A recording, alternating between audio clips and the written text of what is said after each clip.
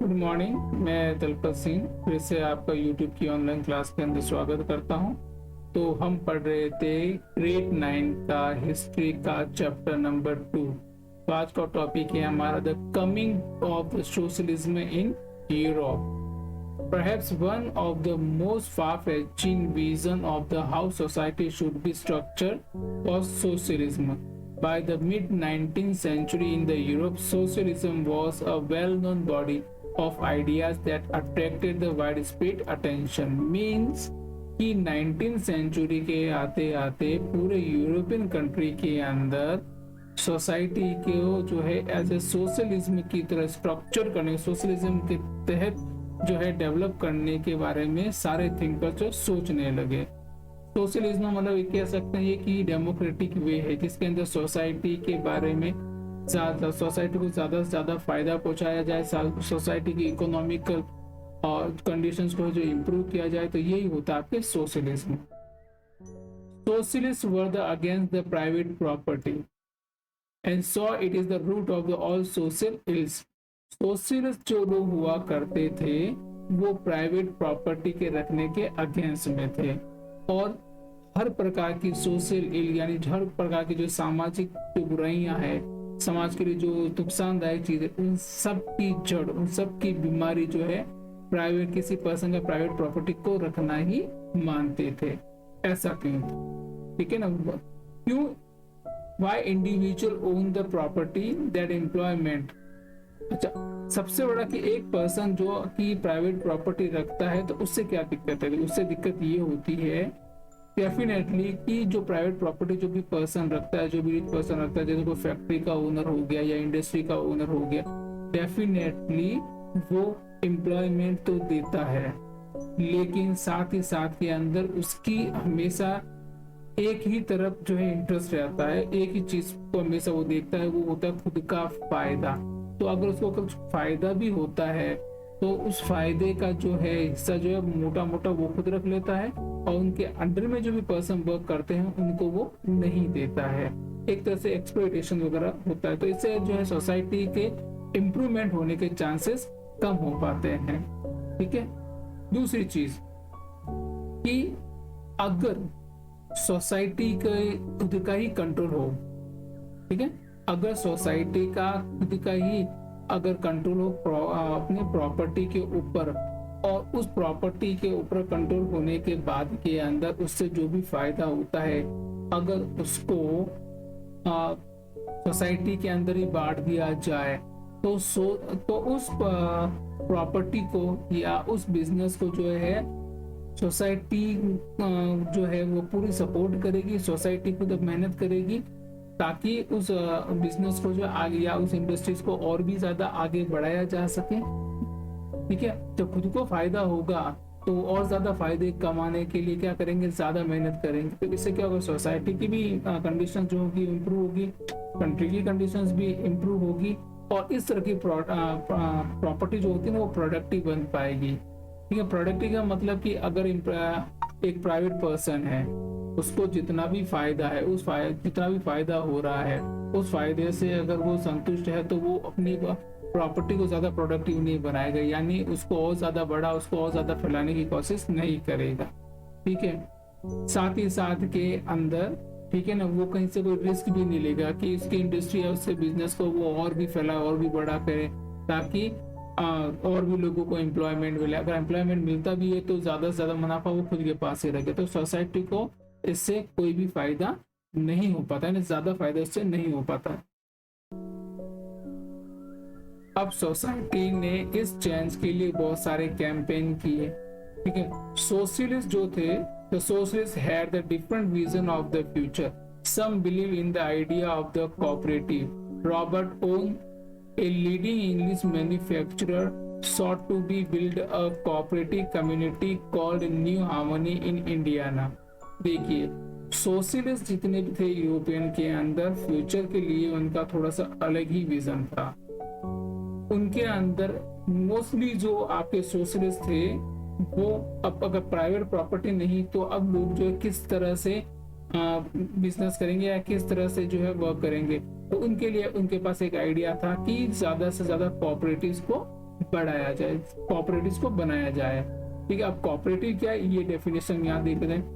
Cooperatives were to be the association of the people who produce goods together and divided the profit according to the work done by the member। Cooperative का मतलब ऐसा होता है कि cooperative के अंदर लोगों का ग्रुप होता है। ठीक है, जैसे कि एक ही टाइप के फार्मर हो गए या आपके मिल्कमैन वगैरह हो गए। ठीक है ना, तो ये लोग एक मिलके अपना ग्रुप बनाते हैं। अब ये जब लोग ग्रुप बना देते हैं तो उनके पास जो भी प्रोडक्ट होते हैं वो सभी एक ही जगह उस प्रोडक्ट को लेकर इकट्ठा होते हैं और उसको एक बड़ी क्वांटिटी में इकट्ठा करके जो भी जहाँ पे भी ज्यादा डिमांड होती है उसको एक साथ में बेच देते हैं। ठीक है, तो इस ऐसे बेच देने से क्या होता है कि उनकी जो भी प्रोडक्ट वगैरह जो होता है वो अच्छी क्वांटिटी के अंदर और अच्छी रेट उनको मिल पाती है। जब सबके अच्छी रेट उनको मिलती है, उनको जो प्रॉफिट होता है, तो जिस पर्सन ने जितना शेयर दिया था उसके अकॉर्डिंग उसको वापस उतना प्रॉफिट वापस दे दिया जाता है। तो इससे ये रहता है कि इसके अंदर कोई मालिक नहीं होता है, कोई नौकर नहीं होता है। ठीक है, इसके अंदर सारे के सारे शेयर होल्डर होते हैं। जो जितनी ज्यादा मेहनत करेगा उसको उतना फायदा होगा।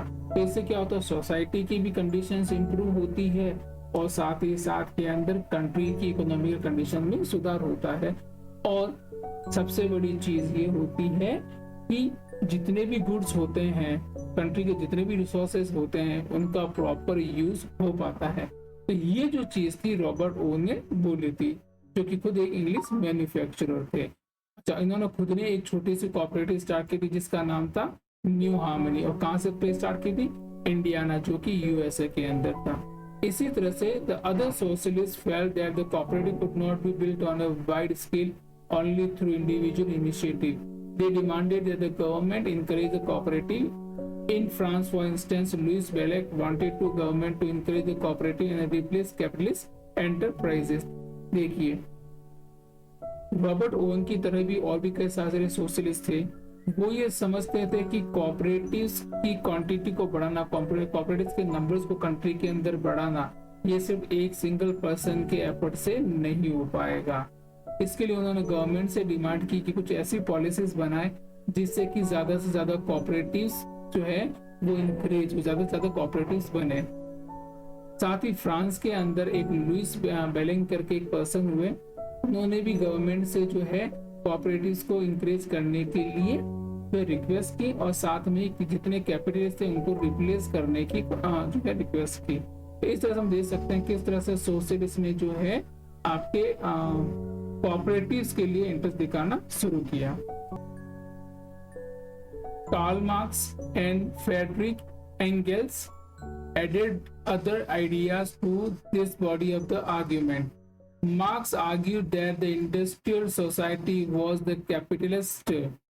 मतलब कार्ल मार्क्स और फ्रेडरिक एंगल्स जो थे उन्होंने भी इसी आर्ग्यूमेंट्स को कंटिन्यू किया, इसी चीज को जो है इस डिमांड को कंटिन्यू किया। मार्क्स ने कहा कि प्रेजेंट टाइम के अंदर जो है सोसाइटी है ये एक इंडस्ट्रियल सोसाइटी है और इस इंडस्ट्रियल सोसाइटी के अंदर जो है कैपिटलिस्ट जो है यानी जो रिच पर्सन जो है उनका जो है पूरी तरह से आपके सोसाइटी के ऊपर कंट्रोल है। Capitalist own the capital invested in the factories and the profit of the capitalist was produced by the worker.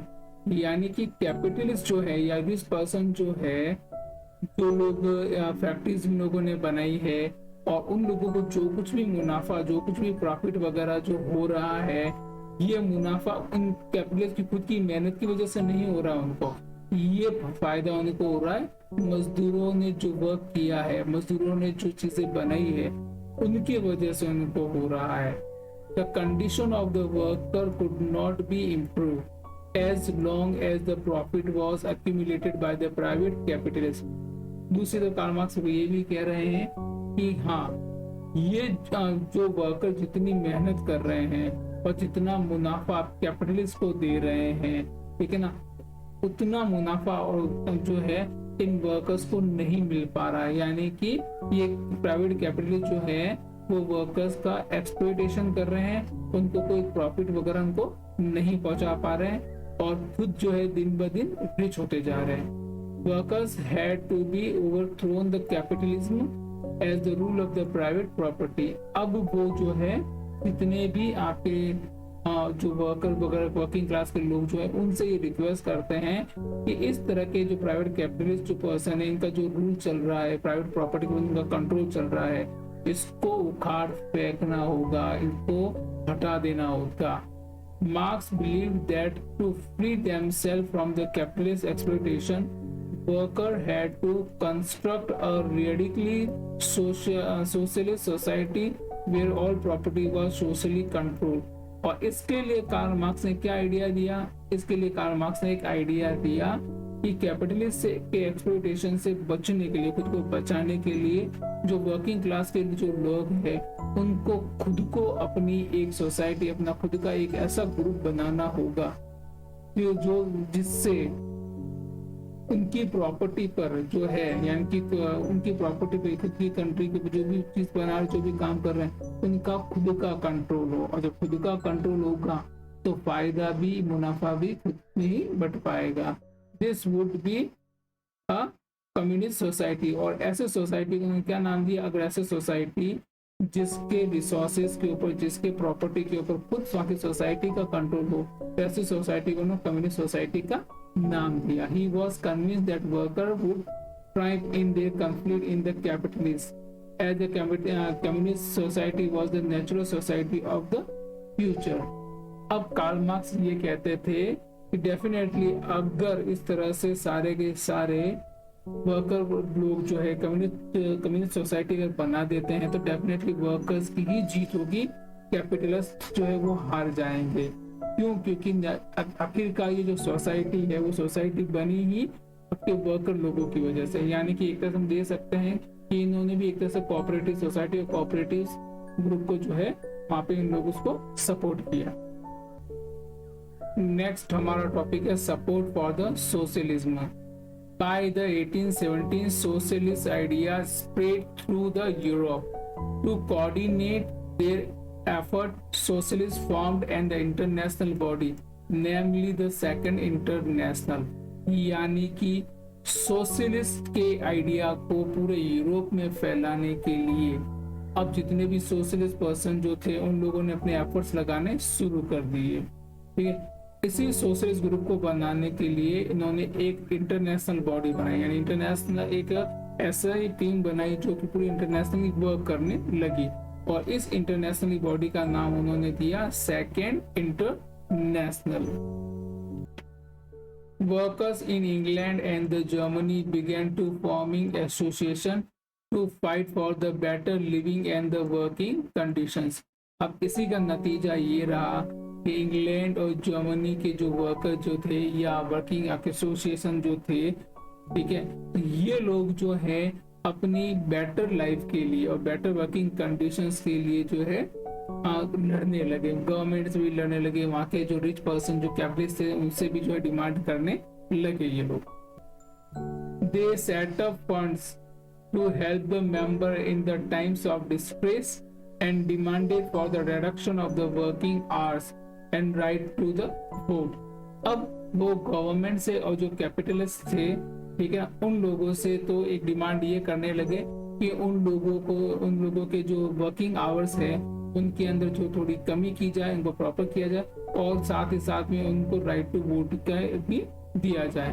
दूसरी तरफ जो है वो जो है ऐसे कई सारे फंड्स एक तरह से बहुत छोटे मोटे बैंक बनाने लगे, इनकी वजह से वो अपने बीच में से अपने मेंबर्स को ही डिस्ट्रेस के समय या किसी प्रॉब्लम के समय जो है उसको हेल्प कर सकते हैं, अपना खुद का फंड वो तैयार करने लगे। In Germany these association worked closely with the Social Democratic Party (SPD) and help in it win parliamentary seats। अब ऐसे एसोसिएशन जो जर्मनी में पहले बन चुके थे, ये एसोसिएशन जो है वहाँ की एक पॉलिटिकल पार्टी थी सोशल डेमोक्रेटिक पार्टी, उसके साथ में मिलकर काम करने लगे, इनको जो है सपोर्ट करने लगे और इन्हीं की हेल्प की वजह से ये जो पार्टी थी वो पार्लियामेंट्री जो इलेक्शंस वगैरह जो होती है या वहाँ की जो सीट्स जो होती है वो जीत जाती है।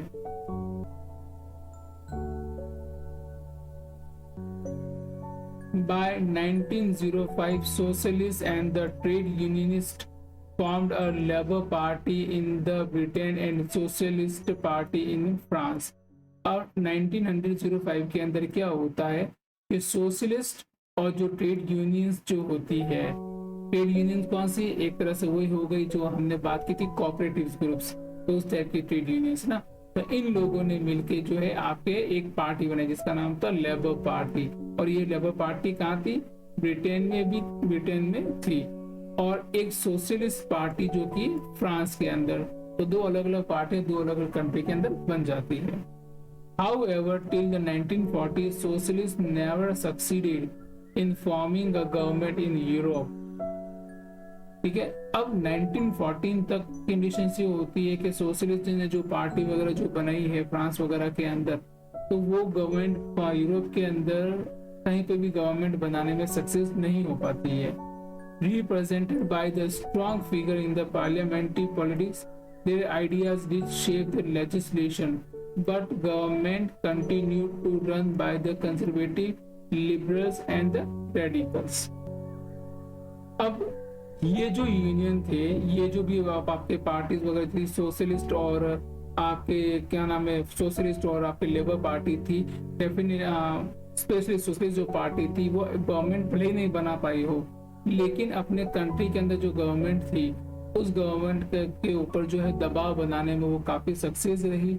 लेकिन अब वो पॉलिटिक्स के अंदर, पार्लियामेंट्री पॉलिटिक्स के अंदर भी वो लोग आराम से आ गए और ऐसे कई सारे नए लॉज वगैरह भी उन्होंने बनाए जो कि वर्किंग क्लास के लोगों के लिए फायदे के थे। लेकिन अभी भी गवर्नमेंट थी, उस गवर्नमेंट के ऊपर कंट्रोल जो तो वहाँ के कंजर्वेटिव्स, लिबरल और रेडिकल लोगों का ही था। तो आज का हमारा टॉपिक ये कंप्लीट होता है। आज हमारा इतना ही, और कल हम पढ़ेंगे द रशियन रिवॉल्यूशंस। ठीक है, thank you very much for watching your complete video. Please like, share, subscribe more and more. Thank you very much.